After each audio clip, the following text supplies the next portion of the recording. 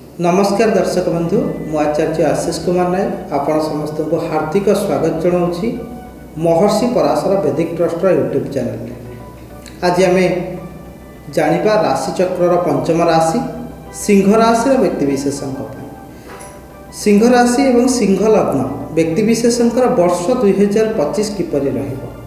प्रथमे जानिबा आपणकर स्वास्थ्य विषय जो मानकर सिंह राशि एवं सिंह लग्न लग्नाधिपति और राश्याधिपति होउचंती रवि वर्षर आरंभ में पंचम स्थान में रही धनु राशि एवं रविंकर संचार मकर राशि को मध्य रहिबो।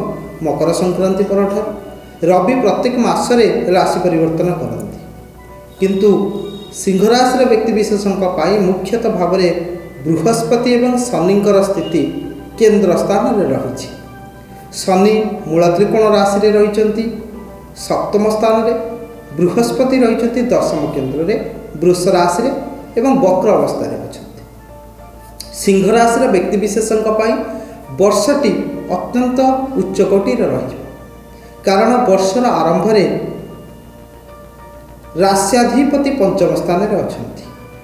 एक राजयोग सृष्टि करुँच बुधों सहित रही बुधादित्य राजयोग पंचम स्थान में रही। बुद्धि एवं पराकाष्ठा आपणकर ये वर्ष में आपण को अनेक सफलता प्रदान कर। ये वर्ष को जदि आम विचार करवा वर्षटी उत्तम रही किंतु शनिकर दृष्टि लग्न स्थान में शारीरिक कष्ट आसीपारे किंतु ताहा कौनसी बेसी बाधक हेब नाही जेहेतु आपणकर राश्याधिपति भल स्थान में अच्छा राजयोग में अच्छा। सिंह राशि व्यक्तिशेषों वर्षटी भल रही स्वास्थ्य दृष्टि एवं आम विचार करवा विद्यार्थी मानक वर्षटी किपरि रहिबो। वर्ष 2025 विद्यार्थी मानक उच्चकोटीर रही एवं रवि एवं बुधंकर संयोग पंचम स्थान में रही। बुध होउचंती द्वितीय स्थान स्वामी, रवि होउचंती पंचम स्थान लग्न स्थान स्वामी एवं लग्न स्थान एवं द्वितीय स्थान स्वामी पंचम स्थान में रही। एपरी एक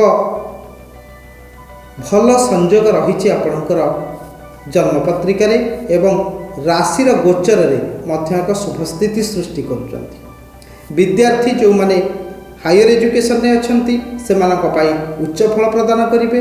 बुध मध्य शुभ फल प्रदान करेंगे। विद्यार्थी माने जहाँ एक्सपेक्ट करुँच ताहाठारु अधिक रिजल्ट भल करेंगे।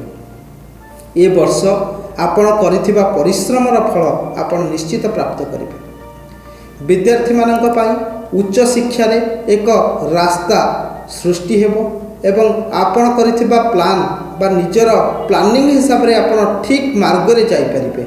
विद्यार्थी माने उच्च कोटीर सम्मान पाइबे। निजर क्यारियर रे मध्य अनेक सफलता प्राप्त करेंगे।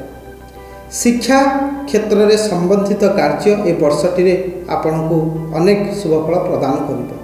हायर स्टडी करने चाहूँगी, विदेश जावाई चाहूँगी एवं विदेश में रही पाठ पढ़ाई चाहूँगी सेपरी सुजोग सृष्टि हेब। जो माने कौन सी अर्थपाई पाठ बा विद्या अध्ययन में बाधक आसूची तांको कौन सी स्कॉलरशिप सुजोग मिल एवं विद्या बा शिक्षा क्षेत्र में अहेतुक मान सम्मान प्रतिष्ठा ए वर्षटी आपण प्राप्त करेंगे। आसतु जानिबा कर्म क्षेत्र किपरि रहिबो।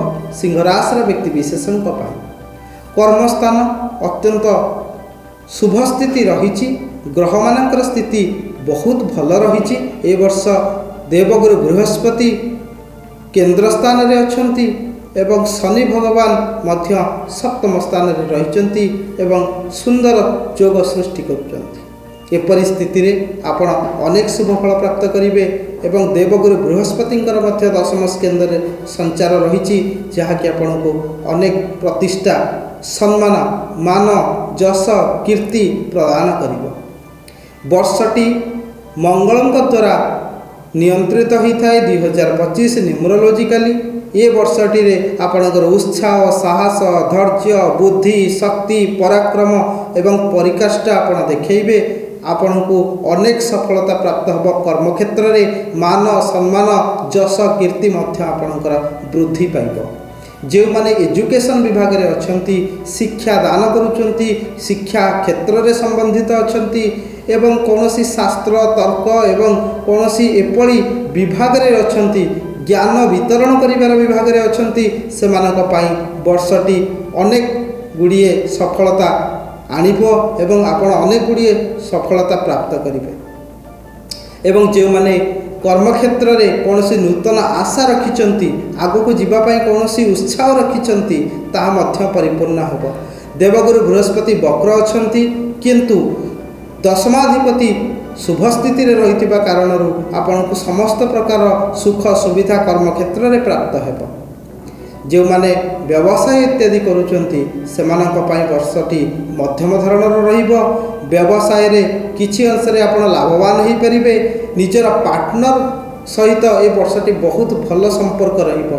जदि बिजनेस रे किछि समस्या आसी थाए आपण पार्टनर को सहित आपस रे समाधान करि परिबे। सप्तमाधिपति शनि तेणु सप्तम स्थान रे रहिचंती पार्टनर आपण को भल मिली पारंती। जदि आपण व्यवसाय करने चाहते पार्टनरशिप रे जो मानकर सिंह राशि से माने निजर भल बिजनेस पार्टनर टी बाछि पारिबे जहाँ सहित करुथिबा कार्य आगामी भविष्य में आपन को शुभ फल प्रदान करिबो। तेणु पार्टनरशिप रो बिजनेस आपण पई बहुत भल रही।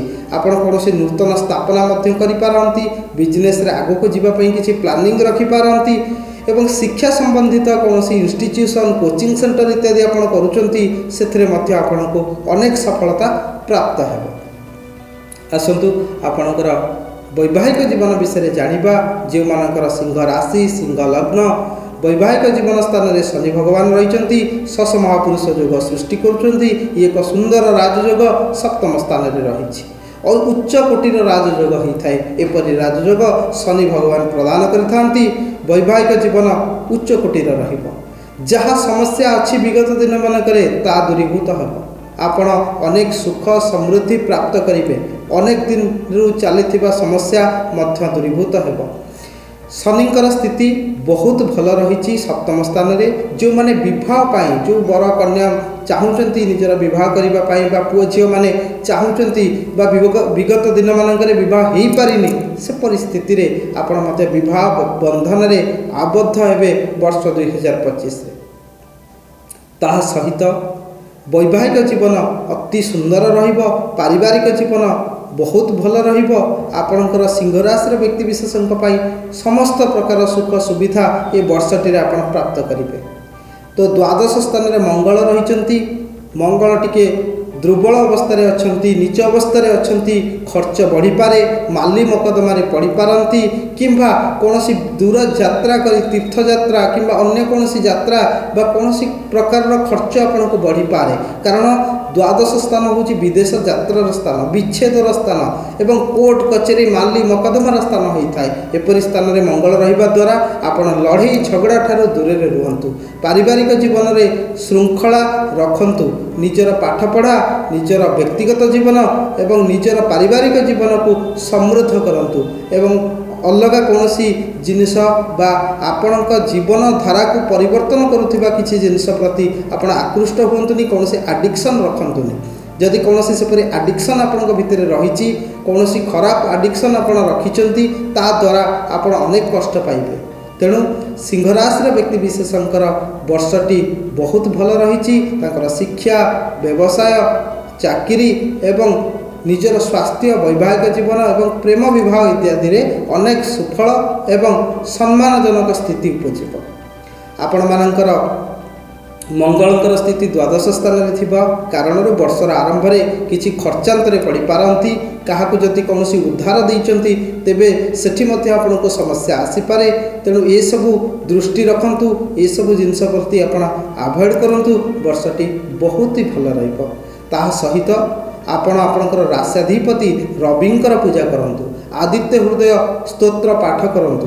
सूर्य नमस्कार करंतु एवं भगवान सूर्य को प्रत्येक दिन जल अर्पण करंतु। आपणकर आसुथिबा समस्त विपद एवं दुख कष्ट नैराश्य ये सब दूरीभूत हेबो।